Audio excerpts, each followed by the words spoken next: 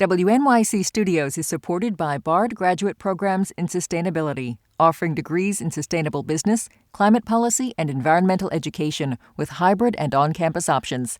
Apply by May 1st for fall enrollment at gps.bard.edu. The Takeaway is supported by Progressive. Are you thinking more about how to tighten up your budget these days? Drivers who save by switching to Progressive save over $700 on average, and customers can qualify for an average of 6 discounts when they sign up. A little off your rate each month goes a long way. Get a quote today at Progressive.com.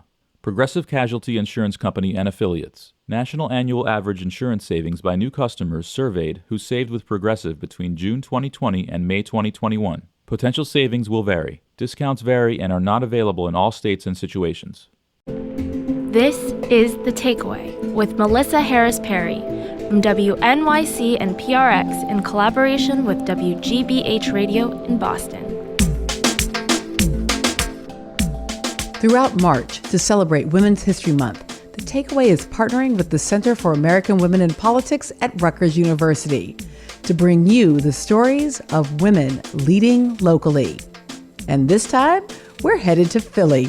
My name is Helen Gym, City Council Member at Large. My name is Kendra Brooks, City Council Member at Large for the City of Philadelphia. Now, Philly may be the city of brotherly love, but these two sisters are doing all the things for the city they love.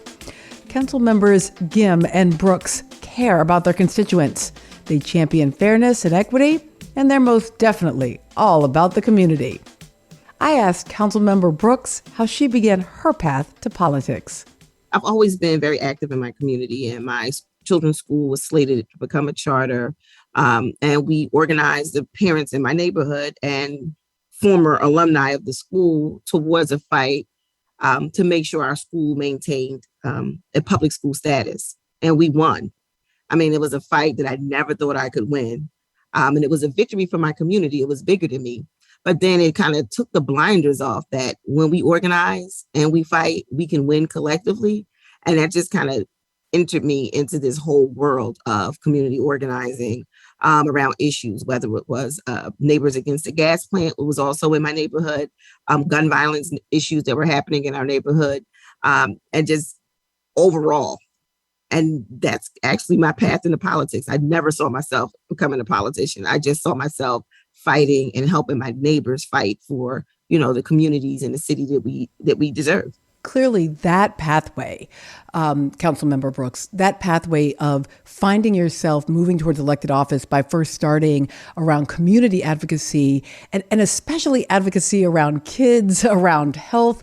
I mean, that is, in certain ways, 101 for drawing women into elected leadership. Absolutely. One of the things I used to say, and I try not to say anymore, I used to say I was just a mom. And there's no such thing as just a mom. Like, I am a mom, I am a woman, and I am a fighter. And all of those things, I want women to stop saying that we're just something, because that just thing is the power. That's like our superpower. And had I not been just a mom I thought I was, my school would not be in the hands of the city of Philadelphia. My nieces and nephews still attend that school in our community. So many other fights started because I was a community member, and I love my neighborhood. Councilmember Gym, similarly, tell me a bit about your pathway into elected office. So like my colleague, Councilmember Brooks, my path into politics cut through Philadelphia's organizing communities. I had been a longtime activist in Philadelphia's immigrant and public education communities, two communities that were often marginalized, if not oppressed by existing politics. But we had to organize nonetheless because the consequences were great. Families could be deported. Families could be torn apart. Children could lose access to a school. They could drop out. So I learned early on at the feet of many different activists here across the city of Philadelphia how important it was to knit together a real movement that came out of communities. Unfortunately for us, a lot of the reasons why we were so strong and expansive was because so many terrible things were happening to us. The state took over the Philadelphia public schools, for example, took out $1 billion from public education, fired thousands of staff members, including almost every single nurse and counselor out of a public school. Folks like us, Councilmember Brooks, myself, and thousands of others had no choice. And it turned out that the work that we were doing was more than just, as Councilmember Brooks shared, fighting for our schools, but we were fighting for our city. We were fighting for a vision that was far greater than a single moment in time. A city that left its school children and its kids behind would leave its communities and its people behind. And so I think that urgency propelled me in. But the thing that holds me here is the continuing expansive strength of community organizing that we've seen fuel movements all across the country, whether it's labor rights, civil rights, voting rights. Those movements are still alive. And folks like us, Councilmember Brooks, Kendra, and I only come in when those movements are strong. Now, and both of you are firsts. I mean, probably first in many ways, but let me focus in a little bit on the ways in which you are first. I'll come back to you, just straight back to you, Councilmember Gym, on this. You're the first Asian American woman to serve on the city council in Philadelphia, and you are serving, if I'm right, in an at-large role, which means that you have to win across the city. Is that right? There's something really amazing about local politics. And it's one of the reasons why I'm so grateful, Melissa, that you're taking a look at it right now.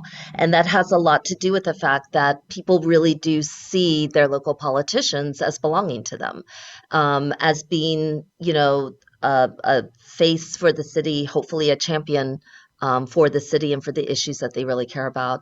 And I think, when it comes to women of color, women from diverse immigrant backgrounds, like it matters a lot that we can carry that forward on behalf of a city of our size. And I know that we certainly dedicated ourselves, to really fully embracing not just, kind of a picture of what our city looks like, but the issues that really drive communities to be engaged and love the city more than we thought possible. Councilmember Brooks, you are the first Working Families Party member elected to city council. I have a young person who I think of myself as a mentor to, who is involved with the working family parties out of Texas. And one of the kind of pushbacks she and I are always having as we're trying to sharpen this mentor-mentee relationship is I say, hey, is this a real party? Are you getting people elected to office? Tell me about, sort of how you're seeing the vision of this party. And regularly your name comes up as, don't ask me if we're getting people elected to office. Have you checked out Kendra Brooks? So talk to me a bit about what the Working Families Party agenda is and why it mattered to you to run in that party. So for me, once again, I never saw myself as being a politician. When the opportunity came for me to run as a candidate at large here in Philadelphia and be authentically myself, I can run on a platform that was based on the work I had been doing on the ground for years. I could run on a platform that talk about my core values. I can connect folks in my community that didn't care about politics, did not vote, was not connected or felt connected to city government. I can engage them in a way that they have never seen before and make them feel a part of something. And for me, that's what Working Families Party and my election did for WFP Philadelphia. When I think about the work that we do nationally, WFP also endorses Democratic candidates, progressive Democratic candidates. We think about early on endorsement of Councilmember Gym and Larry Krasner and Nikhil Saval and Liz Fiedler and Chris Rabb and, all the, Rick Kajewski, all the left progressive folks here in Philadelphia. And, that is what the Power of Working Families Party can do. These were or are Democratic candidates that still ran outside of the party lines. They were far left progressive, not necessarily having support from the Democratic establishment, but WFP gave them somewhere to sell as well. And, a political home, like the party of your dreams. And for me, it was very exciting to build this. And I feel honored to be a part of building something that we've never seen before. One of the stories I like to tell, I have young adult children and teenagers. And my 22-year-old, when it was time for me to vote, when it was time to vote, her friends was like, we never voted before. I'm not into politics. None of this is working for me. But I was able to explain to them the platform. And my one word to them is vote. If voting doesn't matter, if I win, it proves that it does. Because my election was a long shot. Like, there's never been a third party elected official in the city. Our strategy was outside the box. We had to explain, political education was grounded in the work, because we had to explain what a third party is. Like, what is a minority party? Because most people only understood Democrats or Republicans. And it was a huge lift, but it was a very rewarding experience. So when I won an election, I ran into one of my daughter's friends on the subway going to City Hall. And they called me Miss Nikki. They was like, Miss Nikki, now we got to get this other person out, which was Trump. That's how you activate young folks. You have to give them something that they can be excited about. You have to give them something that they can see, they can feel, and envision themselves being a part of. And I feel, for me, that's what WFP is all about. And I want to continue that political education, because there are so many folks that are so disengaged with voting and electoral politics. It's time for us to change that, because 9 times out of 10, those are the folks that are most impacted. Now, WFP may regularly endorse Democratic candidates, but Helen had to actually cross party lines in a sense, or expand party lines in order to endorse you. And that did ruffle some feathers. I'm wondering what her support has meant to you. So I'm glad you asked this, because I wanted to go back when she was speaking earlier. So Helen and I go way back from when I used to say we're just moms. I don't know if she remembers this. When the fight for Still School first happened, she was the first person I called, and she was on the train to DC to be awarded by President Obama. And I was like, I need your help. And she said, as soon as I get back to the city, we're on it. The fight around the school, we spent long nights in church basements and people's houses organizing the community. So this is more like a sisterhood. I don't think people understand, like, we go that far back. Before I even decided that I would even pick up the mantle and decide to run, I reached out to Helen. I was like, what do you think? Because once again, this was not my career path, so her support meant a lot. When you can identify with someone who has, challenged the status quo and has to stand alone in places and still be a champion, to have someone like that come out and support you, it means a lot. And I think that kind of speaks to, Helen's commitment to community, and commitment to just kind of bringing that whole idea of WFP, like bringing political education, bringing people up, and preparing us for something we've never seen before. And I think, the endorsement, just the support, and just the overall sisterhood, I can't even say collegiality, I'm talking about a sisterhood, just being available to help navigate this process has been huge for me. Helen, you want to speak on this moment, this issue as well? I am so moved. Kendra and I are sisters. As she said, we do go way back. And while, she'll talk a little bit about, how we met early on, there's no question that, when I remember that battle so clearly. And I remember thinking, when I usually walk into these campaigns thinking like, the odds are against us, like very few people, low likelihood of success, surefire, attacks will be coming our way. And I walked into the school and I met Kendra, and everything changed, like all the odds, everything that you think can't happen, won't happen. You can meet somebody like her, just a mom like me, and together we can prove to be a pretty formidable force. I think one of the things that I love so much about this city and our community movements is that kind of, we believe in each other, because sometimes, unfortunately, we don't have anything else, like we believe in each other and we believe in our power to make change when we come together. And the most unlikely people in unlikely spaces coming together in a fervent belief that our children deserve quality schools, that our neighbors deserve a decent home over their heads, that we want and demand safe streets that are based on like dignity and love and respect for our communities, that these things are not impossible, but they can only really come together when we band this unusual sisterhood, coming together across all different boundaries, bringing together all of our different and disparate experiences, even maybe sometimes even the most painful ones, because we know what happens when we lose. We know what it feels like to bear the consequences of failing schools and communities torn apart and places that don't feel like a home for you. So that desire for us to rebuild that really drives us. And I think that Kendra's exactly right, that we've formed a sisterhood. And when she ran for city council, not only did I believe that she would win and make history, but that she will go down in history as one of the best council members that this city has ever seen. So the conversation we're having right now is part of a series called Women Leading Locally. And so I've got two questions for both of you, and I'd love to hear you both weigh in. One is, so where are you planning to lead the city of Philadelphia? What good trouble are you going to take this sisterhood and go get into? You can talk about some of what you're actually doing now and some of where you'd like to go next. And maybe we'll start with Kendra and then Helen, and then I'll wrap up with a final question on that.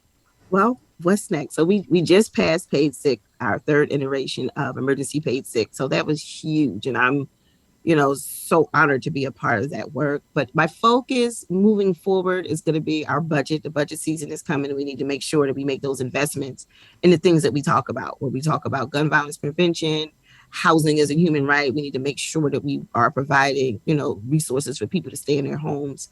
As well as my focus has been these community gardens. How can we preserve land for communities? And those three things will be my continued fight as we move forward. I believe that creating a stable community starts with housing, starts with community, and it starts with safety. And those will continue to be my focus. I'm kind of predictable in that. Like, these are three things that I ran on. Those are the things that I'm most committed to. And I'm going to continue to, champion those types of budget requests, policy requests, until we build the city that we all would love to continue to be in. Like, I love Philly. That's my home. And I want to continue to make this a place for other folks to love it as much as I do. And Helen? That's amazing. And also more evidence why it's so much fun to be on a city council that can execute and do a bunch of stuff and be excited and energized. So I'll follow up with what Kendra said.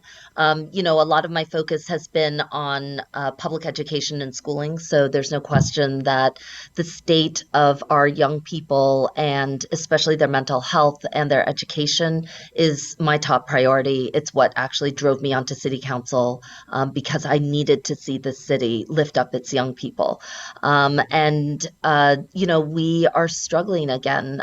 We've got hundreds of vacancies. There are people who are leaving the profession. We've got schools that need to be rebuilt. And we've got a GOP legislature that sits on $8 billion in surplus. There's a fight to be had around this. And we're looking to lead the charge on a whole host of issues, but especially making sure that, when our young people walk through those school doors, that there's a team that's ready to take care of them, to meet their needs. And, the testing and all of that, critically important. But I got to get young people to love themselves and be in company with one another and learn to love learning again. That feels incredibly important right now.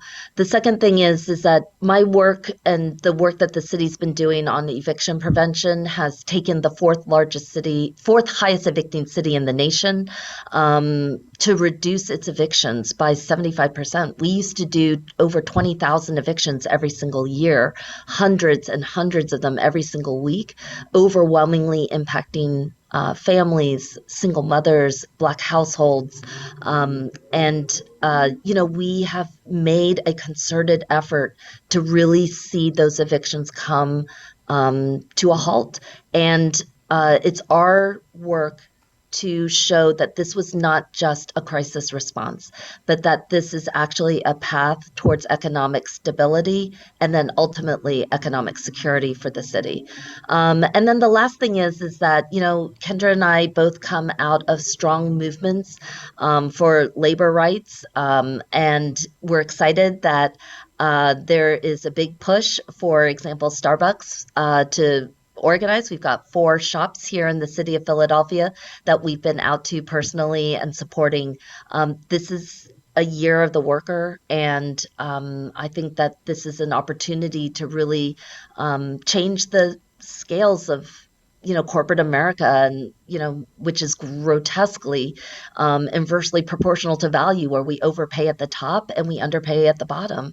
And the workers, the essential workers who are actually doing the work to keep the city running, are the ones that are being paid the least. So Kendra and I and many others on city council here will be putting all of our efforts into making sure that we right those things and that we get the city back on track and back working and investing in the people who make this city the best city in the country. And the last question is simply this: what does women leading locally mean to you? To me, it means women coming together, organizing, fighting, challenging the status quo. When I first came into council, and it was Women's History Month, I think this was last year, we looked at to find out how many women have held this seat, over the years. And when you see it's such a small number of women, it told me immediately, this is the time. This is the time that we have, I think, 7 women on council currently. Our city controller is a woman. Like, what does that mean? It means that we have the power to change things and create something that we've never seen before. With every opportunity, there's always a challenge. And I think as we continue to grow in numbers, and our commitment to the city is what's going to kind of help us propel things forward. And it's not always easy. It's easy when I talk about the relationship that I have with me and Helen or me and Jamie, but it's bigger than that. Our sisterhood is one thing, but what does it mean to really bring power to all women elected officials in the city? And it's part of us just coming together, getting the work done, having the hard conversations, and creating the city that we all want to see. And I think that's what women leading locally means. And it's not just elected officials. We have to keep in mind, we don't get this work done, in a vacuum. We have to also reach out to our civic leaders, our community leaders, our nonprofit leadership. Collectively is how we're going to change what we don't like currently in our city. So I would say that, women like Kendra and I, as I said before, only come into office when our movements are strong. And I feel like I was very fortunate to come up through a matriarchal immigrant women's movement that took on unjust abuses around developments. We fought, publicly funded baseball stadiums and gambling casinos in Philadelphia Chinatown. We learned to reclaim back our public schools. We fought for our young people when they were harmed by state or random violence in our communities. And one of the things that has been incredibly powerful is that women lead all the time, that we are leading on issues that have been devalued and marginalized in the overwhelmingly patriarchal, money-driven political sphere. Our challenge was never whether we could lead, but whether we could take on this, political world and make it truly be about the things that we cared about and the people we love. And to us, that was the ultimate form of politics, that there was not a politics that wasn't about issues that resonated deeply, whether you came out of immigrant communities or, a church basement in Overbrook or, a school in North Philadelphia or a senior center in the Northeast, that these things had to resonate for women in particular. And I think like part of doing this work, leading locally, is about toppling a patriarchal vision of society that centers money and power, properties, and things, as opposed to us as families, as people, as young people, as communities, and especially as women. And so I hope if anybody's listening that there obviously is, a huge spark and wave in terms of an interest in politics. But I do hope that people are excited by local politics, because certainly that's the thing that I find to be the most energizing. We're closest to the ground. We're not Councilmember Gym and Councilmember Brooks. We're Kendra and Helen. We're moms at the same time that we're city council members, raising our own families, taking care of ourselves, our city, our colleagues, this body, and like a vision of politics that's not rooted in like this idea that, there's some kind of like hierarchy between federal, state, and local, but actually just it's a jurisdiction, and our jurisdiction is the city that teems with life and vitality, and most of all, dreams. And it's our job to unlock the potential of our city. And if there's one group of people who can unlock potential, it is women, and it is women in sisterhood and in partnership with one another, not just for the sake of our gender, but actually because we've been in the trenches with one another. We've borne consequences and loss. And when we have the chance to be in office, and when we have the chance to lead, then we will take everything that we've got and just charge. I love it. I think maybe we need to change the name of the series to Women Lead All the Time, constantly, without stopping. I so appreciate it. Thank you, Philadelphia Council members Helen Gym and Kendra Brooks. Thank you both for joining us today. Thank you so much, Melissa. Thank you, Melissa.